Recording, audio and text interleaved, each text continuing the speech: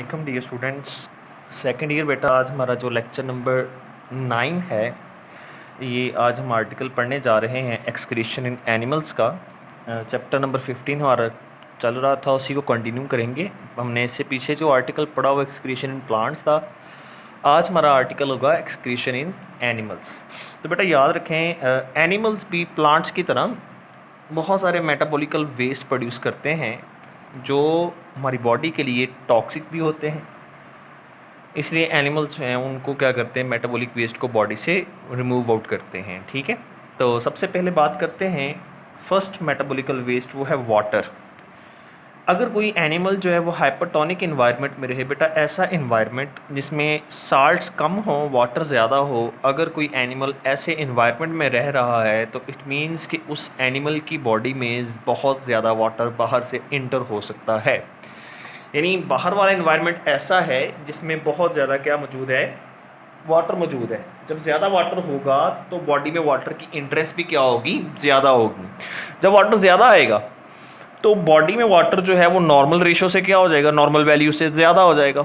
तो वो जो एक्सेसिव वाटर है उसको बॉडी से क्या करना चाहिए, रिमूव करना चाहिए। तो वाटर को रिमूव करेंगे हाइपोटोनिक इन्वायरमेंट में एंड साल्ट्स को रिमूव करेंगे हाइपरटोनिक इन्वायरमेंट में। यही बातें याद रखनी है, ये कंट्रा इंडिकेशन पॉइंट्स हैं, ये हम कह सकते हैं ऑपोजिट टर्म्स हैं कि हाइपोटोनिक में वाटर ज़्यादा होता है, हाइपरटोनिक के अंदर वाटर जो होता है वो कम होता है, साल्ट ज़्यादा होते हैं। जब बाहर साल्ट ज़्यादा होंगे तो अंदर भी रिलेटिवली साल्ट ज़्यादा आएंगे, लेकिन बॉडी अपने साल्ट्स कंसंट्रेशन को मेंटेन करने के लिए जो आने वाले ज़्यादा साल्ट्स हैं उसको क्या करेगी, रिमूव करेगी।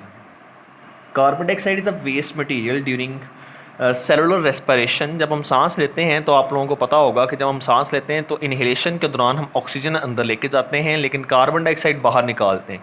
तो कार्बन डाइऑक्साइड बेसिकली कौन सा प्रोडक्ट है, ये भी मेटाबॉलिकल प्रोडक्ट है। देखें, रेस्पिरेशन के दो प्रोडक्ट्स हैं, एक है वाटर, एक है कार्बन डाइऑक्साइड। क्लियर हुआ कॉन्सेप्ट यहाँ तक बेटा?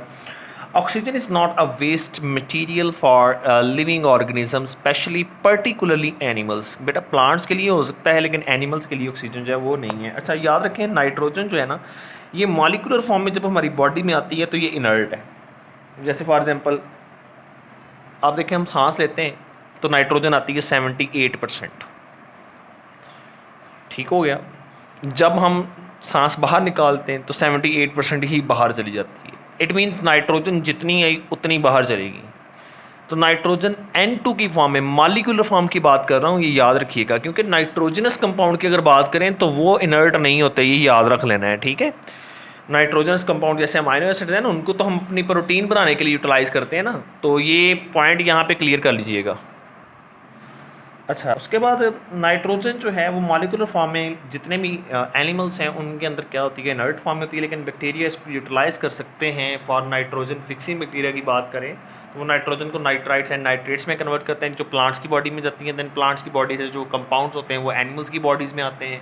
देन एनिमल जो है उन कंपाउंड्स को यूज़ करते हुए बॉडी की लिविंग ऑर्गेनिजम्स की प्रोटीन बनाना शुरू करते हैं। खैर, in animals nitrogen is present in proteins. अब हमारे पास प्रोटीन्स हैं तो उसमें क्या मौजूद होते हैं, बेसिकली अमाइनो एसिड। बेटा अगर देखें, हमारे पास हमने चैप्टर नंबर 2 के अंदर अमाइनो एसिड का स्ट्रक्चर पढ़ा था, जो आप लोगों को थोड़ा बहुत याद होगा। तो इसमें एक अमाइनो ग्रुप था, एक कार्बोक्सिल ग्रुप, एक अल्काइल ग्रुप और एक H ग्रुप। ये जो अमाइनो ग्रुप है ना, ये बेसिकली इसमें मौजूद है नाइट्रोजन। देखें, आप लोगों को कहीं पे नाइट्रोजन नज़र नहीं आ रही एक्सेप्ट दिस अमाइनो ग्रुप। इस अमाइनो ग्रुप के रिमूवल को हम क्या बोलते हैं, डी एमिनेशन। यानी अमाइनो इस ग्रुप को हमने क्या करना है, रिमूव करना है। जब हम उसको रिमूव करेंगे इसको क्या बोलेंगे, deamination. After deamination this amino group is converted into ammonia. अब याद रखें, ammonia in case of human beings, ammonia is a highly toxic compound and it should be converted into less toxic compound which is urea. इसी तरह अब देखते हैं कि जो नाइट्रोजन है, देखें ये पहले किस फॉर्म में कन्वर्ट हुई, अमोनिया। देन यही अमोनिया फिर कन्वर्ट होगा इनटू यूरिया या यूरिक एसिड। तो नाइट्रोजनस कंपाउंड हमारे पास मेनली कितने आ गए, 3, ammonia, urea and uric acid. ये वेस्ट है। तो याद रखें बेटा, यहाँ से ना ये बेसिकली ये जो आर्टिकल है ना, ये MCQ रिलेटेड आर्टिकल है। ये सारा जो आर्टिकल हम पढ़ रहे हैं इससे ज़्यादातर MCQs आते हैं। तो यहाँ पे पॉइंट आप लोगों ने याद रखना है, जो हाई अमाउंट ऑफ नाइट्रोजन है वो ammonia, urea and uric acid की फॉर्म में रिलीज़ की जाएगी। यानी आपके पास अगर क्वेश्चन आ जाए कि very high amount of nitrogen is excreted in the form of, option आ जाए हमारे पास अमोनिया, क्रिएटिनाइन, क्रीटाइन, टीएमओ। तो हमारे पास बेस्ट आंसर क्या होगा? अमोनिया। ठीक है। Less amount of nitrogen in the form of creatine, creatinine and trimethylamine oxide protein present in muscle, वो क्रिटाइन है और जो क्रिएटिनाइन फॉस्फेट की फॉर्म में एनर्जी सप्लाई करती है मसल के अंदर। उसके बाद very less amount in the form of purine and pyrimidines. बेटा प्योरिन्स एंड पायरिमिडीन्स क्या हैं? Both are nitrogenous bases. ये क्या है actually? Nitrogenous bases in DNA, nitrogenous basis in nucleic acid, either DNA either RNA। बस difference ये है DNA और आरएनए की नाइट्रोजनस बेसिस में कि जो थायामीन है वो डीएनए में मौजूद होती है और यूरासिल जो है वो आरएनए में मौजूद होती है। खैर हम यहाँ पे वो डिस्कस नहीं करेंगे। यानी हाई अमाउंट ऑफ नाइट्रोजन किस फॉर्म में? Ammonia, urea and uric acid की फॉर्म में। लेस अमाउंट किस फॉर्म में? क्रिटाइन, क्रिएटिनाइन, टीएमओ की फॉर्म में। वेरी लेस अमाउंट किस फॉर्म में? प्योरिन्स एंड पायरिमिडीन्स की फॉर्म में। प्योरिन्स डबल रिंग होती हैं, पायरिमिडीन्स सिंगल रिंग होती हैं। प्योरिन्स में 2 आ जाती हैं, एडेनिन एंड गवानिन। पायरिमिडीन्स में 3 आती हैं, साइटोसिन, यूरासिल एंड थायामीन। अच्छा, उसके बाद अगर देखें तो इनका भी फर्दर मेटाबॉलिज्म होता है, यानी इनके मेटाबॉलिज्म से क्या प्रोड्यूस होता है उसको देखते हैं।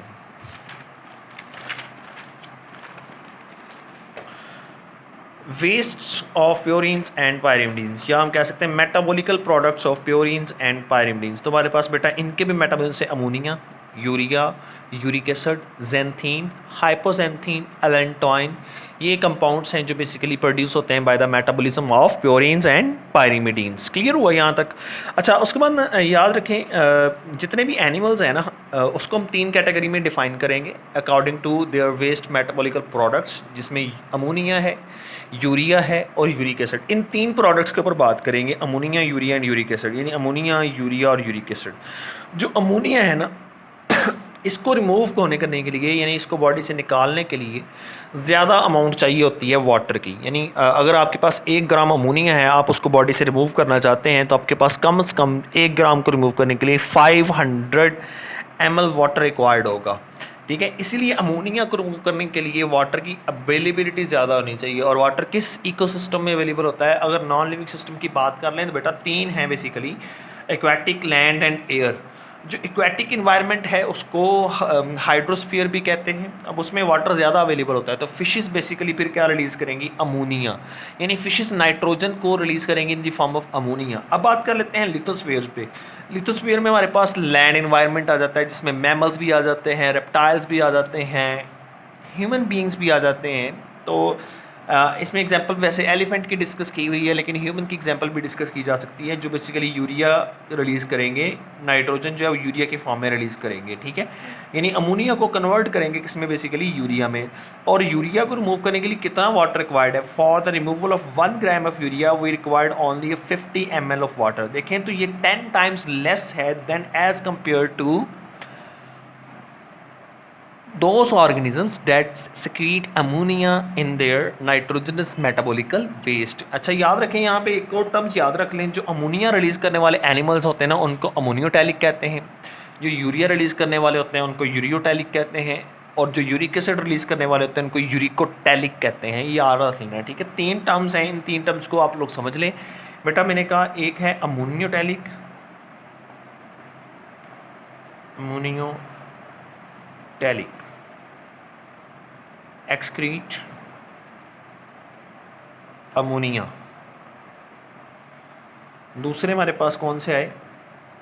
Ureotelic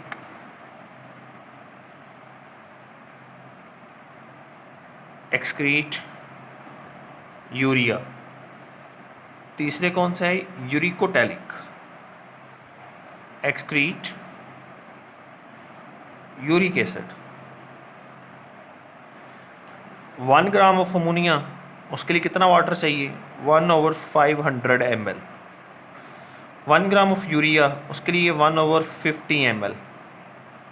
1 gram of uric acid 1/1 ml। तो it means highly concentrated form में जिस वेस्ट को रिलीज किया जाता है, अगर एमसीक्यू आ जाए आप लोगों को, वो कौन सा होगा? वो यूरिक एसिड होगा। डाइल्यूटेड फॉर्म में जिसको रिलीज किया जाता है वो कौन सा होगा? वो अमोनिया होगा। ये बातें याद रखिएगा, ये एमसीक्यूज हैं, यहाँ से एमसीक्यूज क्रिएट किए जा सकते हैं। क्लियर हुआ यहाँ तक क्वेश्चन? अच्छा, फॉर एग्जांपल बेटा अब लास्ट आ गया था, एयर में रहने वाले बर्ड्स या फॉर एग्जांपल कुछ इंसेक्ट्स भी हैं जो यूरिक एसिड की फॉर्म में क्या करते हैं? नाइट्रोजनस मेटाबॉलिकल वेस्ट को रिमूव करते हैं। हम ये कह सकते हैं जो सीवियरली ड्राई कंडीशंस में रहने वाले एनिमल्स हैं वो यूरिक एसिड जो है उसको रिलीज़ करेंगे, क्योंकि उनकी बॉडी में वाटर की डेफिशिएंसी होती है, तो वो ज़्यादा वाटर रिलीज़ नहीं कर सकते, तो उसकी वजह से वो यूरिक एसिड की फॉर्म में रिलीज़ करेंगे। 1 gram of uric acid required only 1 ml water which is 50 times less than ureotelic and 500 times less than ammonotelic. ये चीज़ें याद रख लेनी है। यानी removal of nitrogenous metabolical waste, particularly अगर हम बात करें अमोनिया की तो कितना वाटर रिक्वायर्ड है? 500 ml। पर्टिकुलरली बात करें अगर यूरिया की तो कितना वाटर रिक्वायर्ड है 1 ग्राम के लिए? 50 ml। और अगर 1 ग्राम यूरिक एसिड की रिमूवल की बात करें तो कितना होगा? 1 ml। अगर मैं आप लोगों से पूछूं, क्वेश्चन एमसीक्यू है, urea is required dash times amount of water as compare to the ammonia, option आ जाए 10 टाइम्स, 20 टाइम्स, 30 टाइम्स या 1/10 टाइम्स। तो बेटा आंसर क्या होगा? 1/10 टाइम्स, क्योंकि यूरिया के लिए देखें तो 50 ml चाहिए, अमोनिया के लिए कितना चाहिए? 500 ml। अगर आप 500 को 1/10 यानी 500 को मल्टीप्लाई करें 1/10 से, मैं आसान कर दूं तो 500 को 10 से डिवाइड करें तो आंसर 50 ml आ जाएगा। ठीक है। अगर for example urea is required dash amount of water as compare to the ammonia and dash amount of water as compare to uric acid. अब देखा जाए यूरिया को इससे कम वाटर चाहिए और इससे ज़्यादा वाटर चाहिए, तो हम कह सकते हैं यूरिया को अमोनिया से लो रिक्वायर्ड है अमाउंट वाटर की और यूरिक एसिड से हाई अमाउंट रिक्वायर्ड है वाटर की। इस तरह एमसीक्यूज आ सकते हैं। एमसीक्यूज यूँ भी क्रिएट किया जा सकता है, for the removal of 50 gram uric acid, अगर आप लोगों को एमसीक्यूज क्रिएट करके दें तो 50 gram uric acid and 1 gram urea and 0.1 gram of ammonia, how much water is required? 10 ml, 20 ml, 40 ml, 50 ml। तो आंसर क्या आएगा? 50 ml, क्योंकि 50 ml में 50 ग्राम ये चला जाएगा, 50 ml के अंदर 1 ग्राम इसका चला जाएगा, 50 ml के अंदर 0.1 ग्राम इसका चला जाएगा। ये चीज़ें याद सकते, इस यहाँ से कैलकुलेशंस हैं, यहाँ से एमसीक्यूज क्रिएट किए जा सकते हैं। यहाँ तक क्लियर हुआ बेटा? अच्छा, यहाँ पे एक छोटा सा साइकिल है जिसको हमने डिस्क्राइब करना है, वो है यूरिया साइकिल, कैसे अमोनिया को यूरिया में कन्वर्ट किया जाता है। ठीक है, वो एक छोटा सा साइकिल है जिसको डिस्क्राइब करेंगे। ये हमारे पास आता है वो यूरिया साइकिल। अब इसमें देखें, स्टार्टिंग सब्सटेंस ये है, it is a precursor molecule, starting material है साइकिल का। ठीक है, तो इसके साथ सबसे पहले एक अमोनिया और कार्बन डाइऑक्साइड कंबाइन होते हैं। एक अमोनिया और कार्बन डाइऑक्साइड ऑर्निथीन के साथ मिलते हैं और सिट्रोलिन बनाते हैं, और इस वक्त जो एंजाइम होता है उसका नाम होता है सिट्रोलिन सिंथेटेज। जैसे ही सिट्रोलिन बनता है, अनदर अमोनिया आती है फॉर सेकंड नाइट्रोजन, यानी ये दूसरी नाइट्रोजन है के लिए। रीज़न क्या है बेटा? अगर आप लोगों को यूरिया का फार्मूला याद करवा दें तो यूरिया का फार्मूला कुछ यूँ है, C+O NH2, एक अमाइनो ग्रुप इधर लगा हुआ है, NH2 एक अमाइनो ग्रुप इधर लगा हुआ है, यानी एक नाइट्रोजन ये, एक ये, तो 2 नाइट्रोजन रिक्वायर्ड है। तो एक तो इस अमोनिया से मिल जाएगी, फिर एक या इस अमोनिया से मिलेगी। ठीक हो गया बेटा? नेक्स्ट देखें तो सिट्रोलिन जो है वो कन्वर्ट होता है आर्जिनोसक्सिनेट में, और एंजाइम का नाम होगा आर्जिनोसक्सिनेट सिंथेटेज। देन आर्जिनोसक्सिनेट स्प्लिट होता है, ब्रेक होता है, टूटता है, किसमें? एक आर्जिनिन में और दूसरा सक्सिनेट में। ठीक है, इसको तोड़ने वाला जो एंजाइम होता है उसका नाम होता है आर्जिनोसक्सिनेट लाइसेट, जो क्या काज करेगा लाइसिस ऑफ आर्जिनोसक्सिनेट, इसकी ब्रेकडाउन काज कर देगा, सक्सिनेट अलहदा हो जाएगा, आर्जिनिन आगे चला जाएगा। देन आर्जिनिन पे एंजाइम एक्ट करता है आर्जिनेज। बुक में सिर्फ आर्जिनेज वाला एंजाइम डिस्कस किया गया हुआ है। ठीक है, बाकी एंजाइम आप लोग मेंशन कर सकते हैं। आर्जिनेज क्या करेगा? आर्जिनिन से यूरिया निकाल लेगा, फिर आर्जिनिन किस में कन्वर्ट हो जाएगी? ऑर्निथीन में। तो साइकिल चलता जाएगा। ये जो रिएक्टेंट्स ऐड हो रहे हैं ये अल्टीमेटली किस में कन्वर्ट होते जाएंगे? यूरिया में। तो इस तरह हम अमोनिया को किस में कन्वर्ट कर सकते हैं? यूरिया में। This is called urea cycle. तो ये था बेटा आज का लेक्चर। यहाँ तक बेटा कोई क्वेश्चन हो तो काइंडली पूछ सकते हैं आप लोग।